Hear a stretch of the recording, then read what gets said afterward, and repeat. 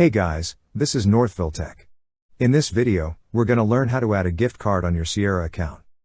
If you don't have a Sierra account, we will put a link in the description below for you to sign up. But if you already have an account, just open the website, then click on My Account. Then a drop-down list will appear. There, you will see an option for Join/Sign In. Click on Join/Sign In. Now, sign in with your username or, can be your email. Then enter your password.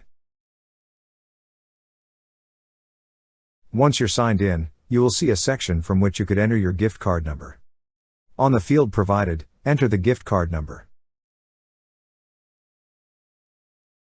After entering, click on Add Card to Account. That's how you add a gift card on your Sierra account.